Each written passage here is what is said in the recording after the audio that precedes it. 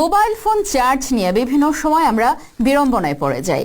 কোথাও বেড়াতে গেলে দেখা গেল মোবাইলের চার্জ শেষ, আবার চার্জার থাকলেও বিদ্যুৎ নেই। এসব বিড়ম্বনার অবসান ঘটাতে অবশ্যই রয়েছে দারুণ সমাধান। একটা পাতিলেবুই আপনার এই চিন্তা কমিয়ে দিতে যথেষ্ট। অবাক হচ্ছেন? মোবাইল চার্জের সাথে পাতিলেবুর কি সম্পর্ক, তার মজার তথ্য জানাচ্ছেন সাদিয়া আফরোজ। মোবাইলে চার্জ দেয়া নিয়ে চিন্তিত থাকেন না এমন লোক খুঁজে পাওয়া কঠিন। চার্জ দিতে না পারায় কতই না সমস্যায় পড়তে হয় অনেক সময়। তবে এই চার্জ সমস্যার সমাধান দিতে পারে একটি পাতিলেবু। অবাক লাগলেও ব্যাপারটি বেশ কার্যকর।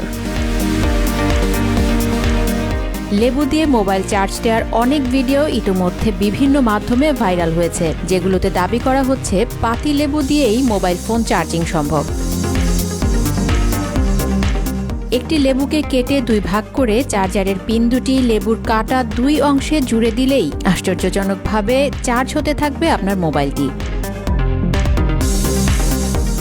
লেবু ছাড়াও আপেল, কমলা এবং আলু দিয়েও চার্জ দেওয়া যাবে আপনার প্রয়োজনীয় মোবাইলটি। Sadia Afroz, TVN24 news desk.